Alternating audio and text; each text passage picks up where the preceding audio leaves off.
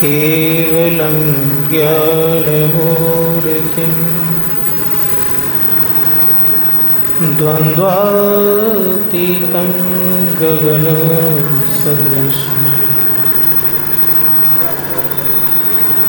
तत्त्वमस्यादिलक्ष्यम्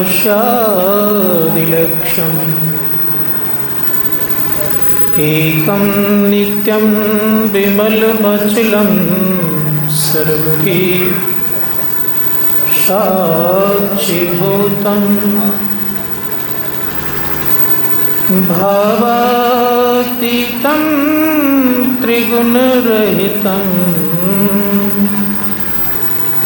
सद्गुरुं तं नमामि। गुरु है बड़े गोविंद ते, देखो मन में विचार। हरि सुन रे तो वार, गुरु सुन रे तो पार। मेरा मुझ में कुछ नहीं, जो कुछ है गुरु तो।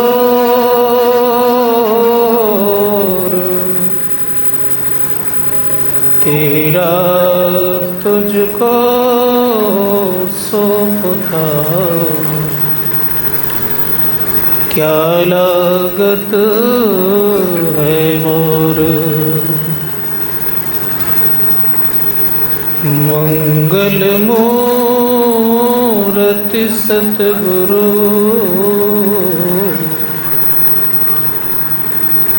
मिलवे सर्वाधार।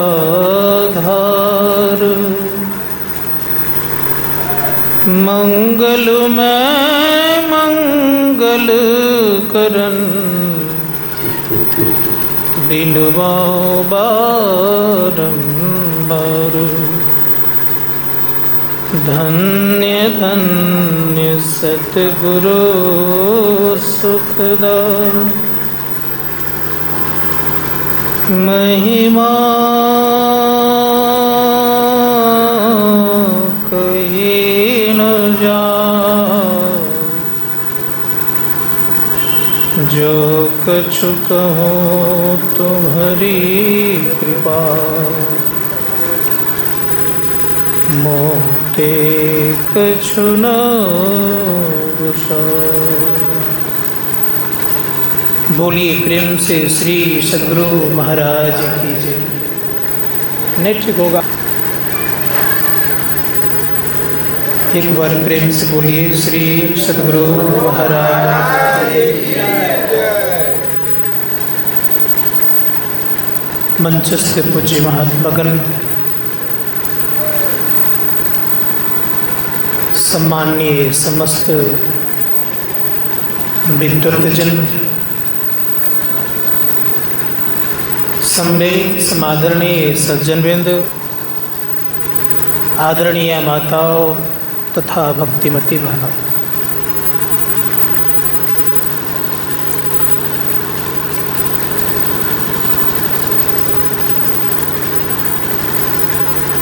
मनुष्य जीवन की जो विशेषता है कि मानव जीवन सर्वोत्कृष्ट जीवन है।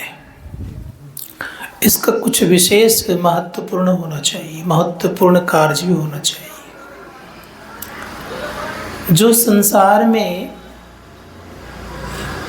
जो जितना बड़ा होता है, उनके पीछे उतना बड़ा काम भी होता है। 84 लाख प्रकार की योनियों में मानव को श्रेष्ठ माना है, और मानव को श्रेष्ठ माना है तो मानव को श्रेष्ठ कार्य भी करना चाहिए। क्या श्रेष्ठ कार्य करना चाहिए? ऋषिगण कहते हैं कि सभी जीव, शरीरधारी जितने भी जीव हैं, मानव को छोड़कर के कोई भी अपना पहचान नहीं कर सकते।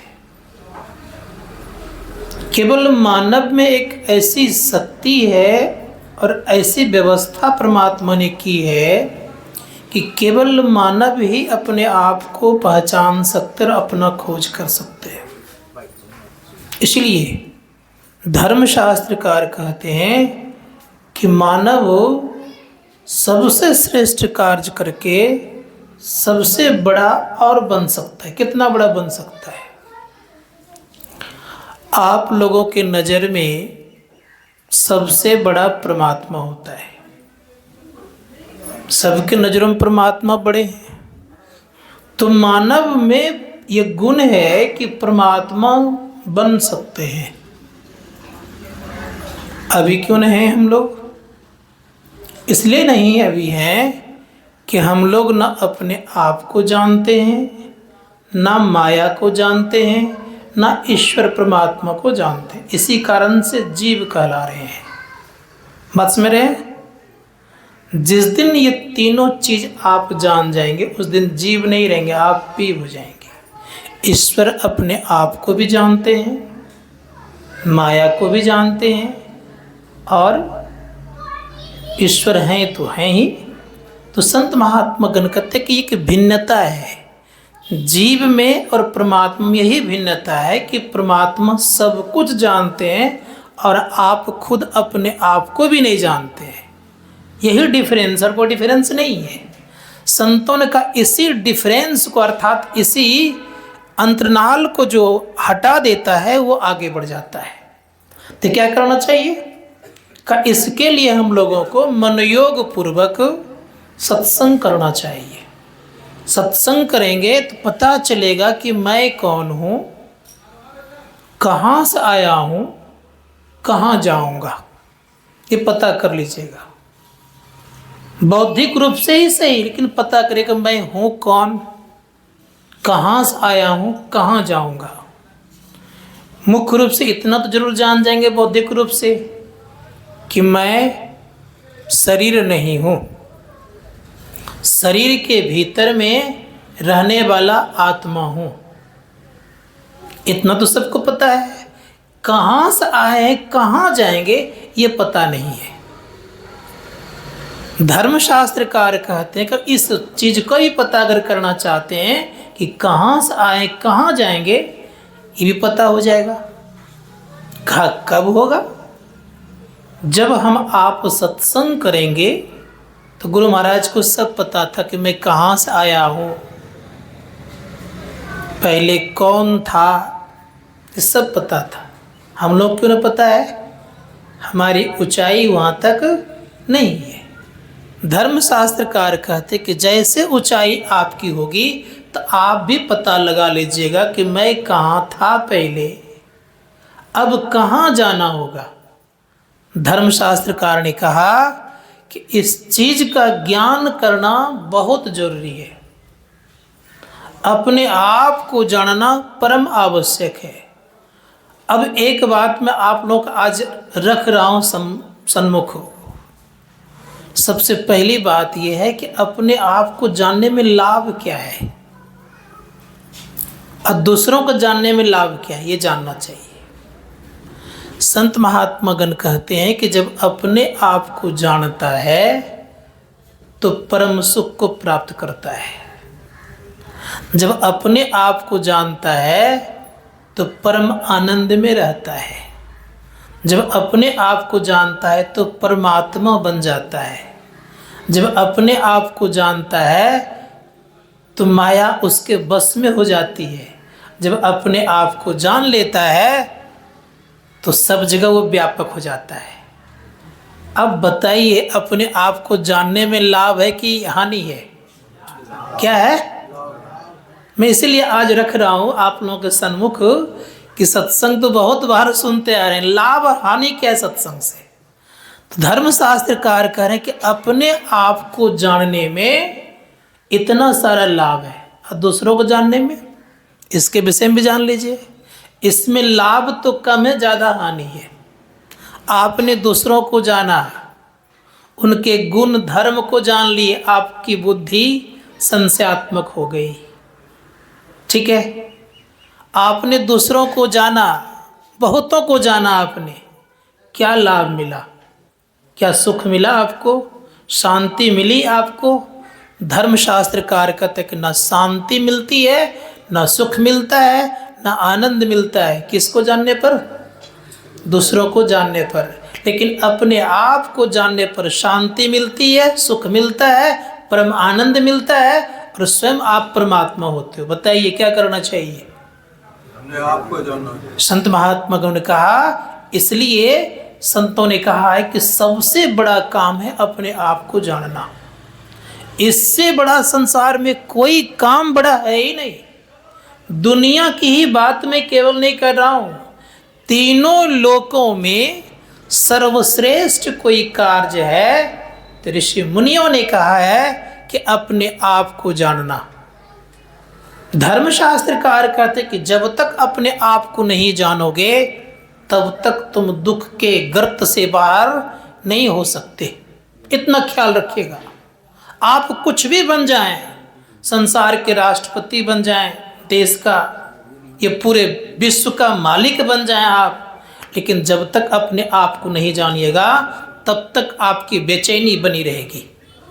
इंद्र अपने आप को नहीं जाना है, उनकी बेचैनी बनी रहती है। सदा उनको डर लगा रहता है कि कोई तपस्वी तपस्या करके मेरा इंद्रासन ना छीन ले, उसके अंदर में डर लगा रहता है। लेकिन जिन्होंने अपने आप को जाना वो निर्भय होता है। बात समझ आ रही है? संत महात्मा गण कहते अपने आप पर जानने पर निर्भय होता है और दूसरों को जानने पर भय लगा रहता है। क्या करना चाहते हैं? इसलिए धर्मशास्त्रकार कहते हैं कि कोशिश कीजिए कि अपने आप को हम जाने। बहुत कोशिश संसार को आपने कर लिया है जानने के लिए, लेकिन क्या मिला? क्या खोज करके आपने पाया? आपने उस वस्तु को प्राप्त किया है जो कि जाने वाला है, हाथ से छूटने वाला है, संग नहीं रहने वाला है, उसी के पीछे हम लोग भाग रहे हैं। इसलिए वेद भगवान कहते हैं कि अपने आप को जानने के लिए पहले बुद्धि योग करो। इसलिए आपने सुना, ओम युंजानः प्रथमं मनस्तत्वाय सविता ध्येयम् अग्नैर ज्योतिर्निचाया पृथिव्या अद्याभरत। वेद भगवान कहते कि हे मनुष्यों, जगत प्रसव करता ईश्वर का तत्व ज्ञान प्राप्त करने के लिए पहले बुद्धि योग करो। इस संसार का प्रसव किसने किया है? परमात्मा ने। प्रसव का मतलब होता है उत्पन्न करना। किसने उत्पन्न किया है संसार को? परमात्मा ने। हम रोज गाते, अभी भी थोड़ी देर पहले गाए, ये प्रकृति द्वय उत्पत्ति लय होवे प्रभु की मौज से। ये परमात्मा के मौज से है। जो परमात्मा के मौज से, तो हम लोग प्रकृति से बाहर तो नहीं है, हम भी किन के मौज से हैं? परमात्मा के मौज से। धर्मशास्त्रकार कहते हैं कि अगर जीवन में अपने आप को जानने के लिए चल पड़िएगा तो परम कल्याण होगा।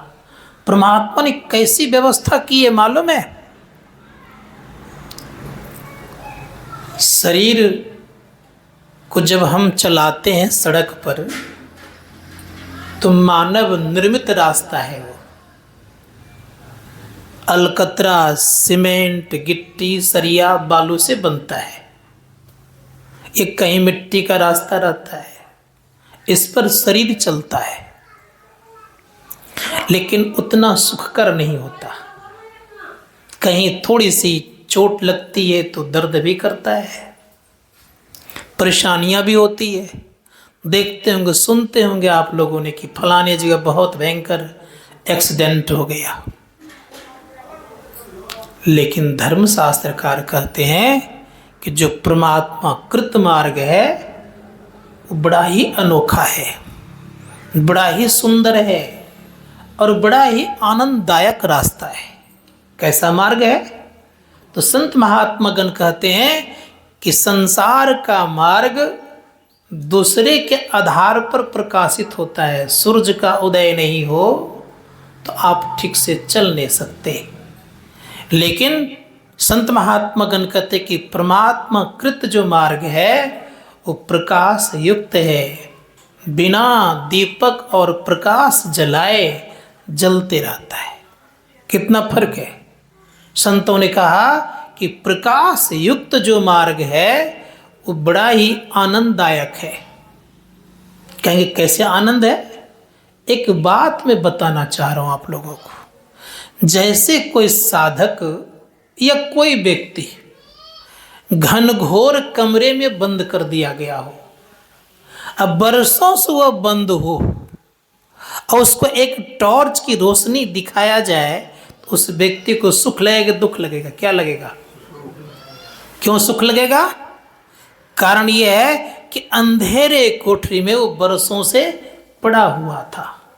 ठीक उसी प्रकार से हम लोग आज से नहीं, जन्म जन्मांतर से, जब से संसार बना है, जब से हम परमात्मा से बिछुड़े हैं, जब से हम परमात्मा से अलग हुए हैं, तब से कहाँ हैं हम लोग? अंधकार में ही हैं। धर्मशास्त्रकार कहते हैं इसी कारण से जैसे ही परमात्मा का मार्ग मिलता है तो परम पूज्य गुरुदेव कहते हैं कि उस मार्ग पर चलने पर अद्भुत सुख होता है। इसलिए गुरुदेव ने कहा अद्भुत अंतर की डगरिया, जा पर चल कर प्रभु मिलते, दाता सतगुरु धन्य धन्य जो राह लखा देते। क्या होगा? कहा चलत पंथ सुख होत महाय। महासुख होता है। संसार में कहीं भी चल करके आप महासुख को प्राप्त नहीं कर सकते। चलत पंथ सुख होत महाय। क्या मिलता है? संत कबीर साहब भी कहते हैं कि उस पंथ पर जब चलता है ना तो बहुत कुछ मिलता है। गुरुदेव फरमान देते, कहते उस पंथ पर चलने पर मिलता क्या है? कहते चलत पंथ सुख होत माय, जहां अजर झरते। क्या है वो अजर? अमृत ध्वनि की नौवत झरत, बड़भागी सुनते, सुनत लखत सुख लहत अद्भुति में ही प्रभु मिलते। संसार के मार्ग पर चलकर परमात्मा की प्राप्ति नहीं होती, लेकिन परमात्मा कृत मार्ग पर चलकर परमात्मा की प्राप्ति होती है। इसलिए धर्म शास्त्रकार ने कहा कि चलो अपने अंदर में। इसी को संत महात्मा ने कहा कि जो इस तरह का सत्संग करते हैं तो ये क्या करता है? ये सत्संग सत्य से प्राप्त करा देता है, सत्य से मिला देता है। सत्य क्या है? सत्य है वह जिसका विनाश नहीं होता है। सत्य सोई जो बिन से नहीं, जिसका कभी विनाश नहीं होता है। सत्य वह है जो कि त्रैकाल अबाधित सत्ता है, कभी बाधा नहीं होती, किसी काल में भी नहीं, एक तरह का रहता है। ऐसा नहीं कि भूत में कुछ हो गया, भविष्य में कुछ हो गया, वर्तमान में कुछ हो, ऐसा नहीं। एक तरह का भूत भविष्य तीनों काल में जो एक तरह का रहे, उसका नाम क्या है? सत्य है। संसार की कोई वस्तु मुझे दिखाए कि जिसमें परिवर्तन नहीं है। पहाड़, जंगल, मानव, बहुत कुछ संसार के चीज़ों को देखिएगा तो सब में परिवर्तन पाया जाता है। आपका शरीर में भी परिवर्तन है। बचपन में कितना सुकोमल थे, फिर यौवना अवस्था में गए, प्रौढ़ा अवस्था में आ गए। क्या वैसी अवस्था बनी हुई है? जितना सुंदर थे आप सुकोमल थे। परिवर्तन है, और परिवर्तन है तो वो क्या है? असत्य है। धर्मशास्त्रकार कहते हैं घर द्वार मकान जमीन जायदाद सब क्या है? सत्य की परिवर्तनशील। संत महात्मा सब के सब परिवर्तनशील है। तो परिवर्तनशील से स्नेह करिएगा तो आपको दुख देगा, कभी आपको सुख नहीं देगा। सगा संबंधी जितने हैं सब परिवर्तनशील है, और इन सबों से नाता रखिएगा तो दुख के अलावा सुख नहीं मिलेगा। कि मिल गया आप लोगों को सुख? मिला? धर्मशास्त्रकार कहते हैं कैसा सुख है? जिस सुख की खोज है वो सुख की खोज ये है कि शाश्वत मिले, नित्य मिले, सदा मिला रहे, ऐसा सुख की खोज है। क्या ऐसा सुख की खोज है हम आपके जीवन में कि आज मिले कल नहीं? कौन इसमें से बैठे हुए हैं? सबको चाहते कि सदा सुख चाहिए। अब प्रश्न है कि सुख ही क्यों खोजते हैं? पूछता हूं आप लोगों से, क्यों सुख खोजते हैं? क्या कारण है? कोई बताएंगे क्यों सुख खोजते हैं? कारण यह है कि हम सुख के धाम से आए हैं, अर्थात जिनकी जैसी व्यवस्था रहती है वो उसी व्यवस्था में रहना चाहते हैं कि नहीं। हम लोग पवित्रता खोजते हैं, क्यों? कि पवित्र जगह से आए हैं हम लोग। शांति, मोबाइल बंद रखिएगा प्लीज, ये हम डिसिप्लिन को मेंटेनेंस करते हैं। हमारे सत्संग को मोबाइल नहीं बजता है, बंद करिए सब कोई, रिक्वेस्ट है आप लोगों से।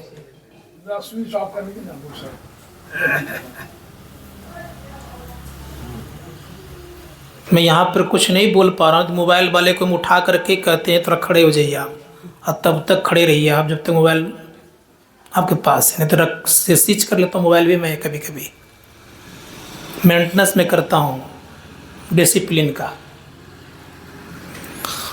तो मैं कह रहा था, सबसे आग्रह है सब मोबाइल बंद कीजिए प्लीज। मोबाइल को साइलेंट कीजिए। मैं विशेष कहानी किस्सा कहने नहीं आया यहाँ, हकीकत बात जो रखने आया हूँ।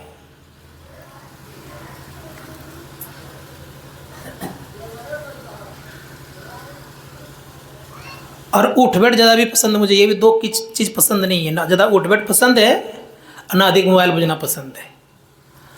तो मैं कह रहा था कि क्यों सुख खोजते हैं, क्या कारण है? कारण ये है कि जो जिस तरह की व्यवस्था में रहते हैं उनको वैसा ही सुख चाहिए। हम लोग खोजते हैं शांति कि झगड़ा। क्यों शांति खोजते हैं?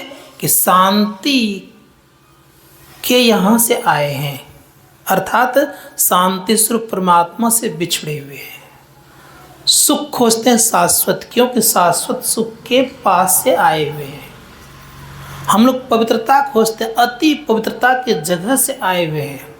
इसलिए संत महात्मा गण कहते हैं इसी कारण से हमारे भीतर में खोज है सुख की, शांति की और सत्य की खोज है।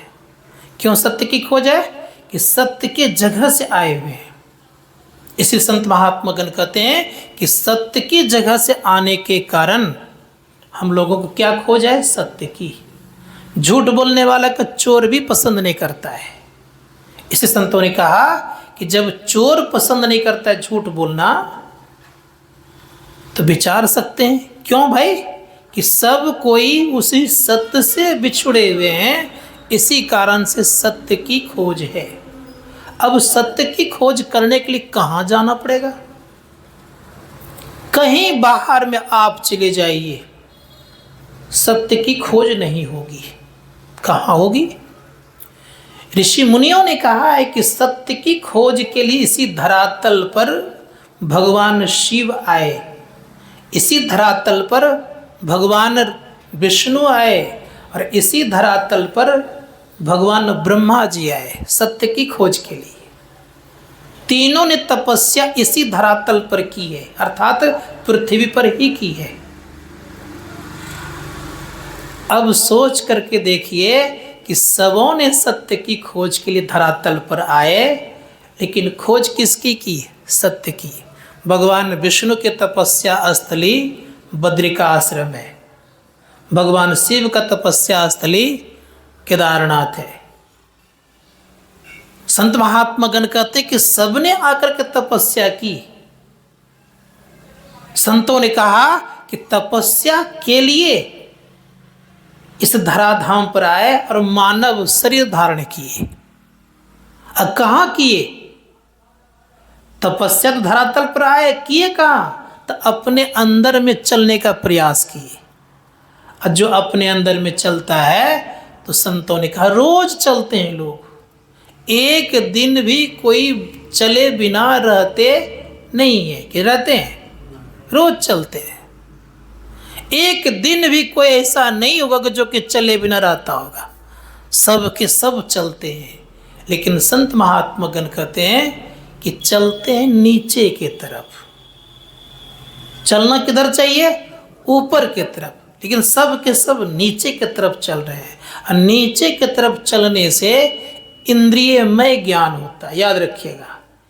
नीचे की तरफ चलेंगे तो जो ज्ञान खत्म होने वाला उस ज्ञान की तरफ चलेंगे, नीचे की तरफ चलेंगे तो उस ज्ञान की तरफ चलेंगे जो कुछ देर के बाद भूलने वाली स्थिति आएगी आपकी। इस धर्मशास्त्रकार कहते हैं कि चलना किधर है, ऊपर की तरफ। कैसे चलेंगे ऊपर की तरफ? ऋषियों ने कहा कि हमारी वृत्ति संसार में फैली हुई है, हमारा मन संसार में दौड़ रहा है, हमारा मन बहिर्मुख हो चुका है।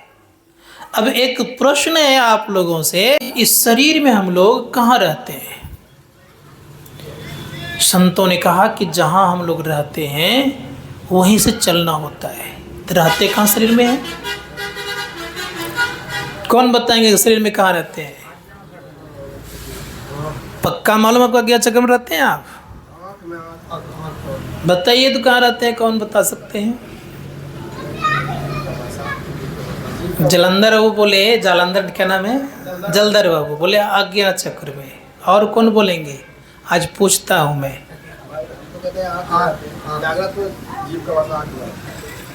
और कोई बताएंगे? उपनिषदकार ने कहा कि जीवात्मा का जो भाषा है, जागृत में लोग बोलते हैं आँख में, लेकिन दोनों आँखों के बीच की बात करते हैं। लेकिन उपनिषदकार बिल्कुल फरमान देते हैं अच्छा से, वो कहते हैं कि बिंदु मध्य जीवात्मा सूक्ष्म रूपेण वर्तते। मैं नहीं कह रहा हूँ, उपनिषदकार ने क्या कहा कि बिंदु के मध्य में जीवात्मा रहते हैं। संत कबीर साहब ने इसी को कहा कि नैनो माही मन वशय, निकस जाए नौ ठौर, गुरुगम है तो परख ले, ना तो कर गुरु और। तो उपनिषदकार ने कहा कि हम लोग जो रहते हैं बिंदु के मध्य में रहते हैं। बिंदु के मध्य में होने के कारण वहीं से सारा चेतना हमारे अंदर में आती है। अर्थात यह कह लीजिए, जैसे मान ले पावर हाउस है, तो पावर हाउस से कहाँ आता है सारा पावर? आपके ट्रांसफार्मर में, और ट्रांसफार्मर से वहाँ से रिलीज होता है, तब घर घर तक पहुँचता है।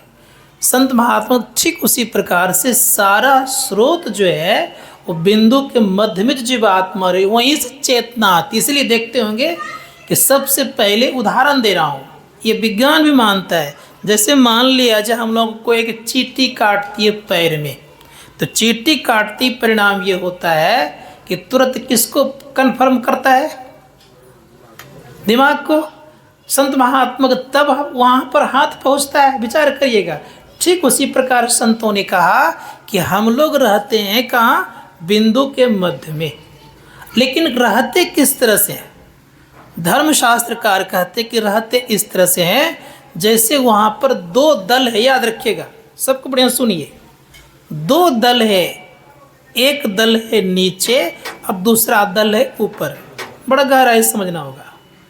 जब नीचे दल से लग कर के रहता है तो मन से लग कर के रहता है, इसीलिए संसार का ज्ञान होता है। जैसे ऊपर दल से लगेंगे तो चेतना से युक्त रहेंगे तो ऊपर की तरफ चाल आपकी होगी। समझ गए? संत महात्मा गण कहते कि जो ऊपर चलना प्रारंभ कर देता है तो उनकी स्थिति कैसी होगी? तो कहा सबसे पहले उनकी स्थिति होगी, उनका चित्त चंचल था तो स्थिर हो जाएगा। लक्ष्मीपति गोसाई जी महाराज कहते हैं चंचल चित्त को थिर कर, चौथे में चित्त लाओ, चंद्र सुधा रस चाखी के, चिंता मणि पद पाओ। जैसे चंचल चित्त थिर हुआ तो परिणाम क्या हुआ? चंचल चित्त थिर कर चौथे में चित्त लाओ। जिनकी वृत्ति चौथे में हो जाएगी, सबसे पहली बात यह है कि उनका चंचल चित्त थिर होगा, वही चौथे में प्रवेश कर सकते हैं। और जो चौथे में प्रवेश करेगा तो उनको मिलेगा क्या? तो लक्ष्मीपति गोस्वामी जी महाराज कहते हैं कि चंद्र सुधा रस चाखी के, चिंता मणि पद पाओ। गोस्वामी जी महाराज कहते हैं राम भगति चिंता मणि सुंदर, बसही गरुड़ जाके उर अंदर। वहाँ पर चिंतामणि मिलती है, इधर चिंतामणि की प्राप्ति संभव नहीं है। संत महात्मा गणों ने कहा कि अगर ऐसी अवस्था प्राप्त कर लीजिएगा तो सबसे पहली चिंता आपकी दूर हो जाएगी। और जिनकी चिंता दूर हो गई, जिनके पास कोई चिंता नहीं है, वो कैसा व्यक्ति होगा? तो कबीर साहब कहते हैं, चाह गई चिंता मिटी मनुआ बेपरवाह, जाको कछु न चाहिए सोई सहनसा। इसे धर्मशास्त्रकार कहते हैं कि सत्संग करने का लाभ ये है कि अपने स्वरूप का ज्ञान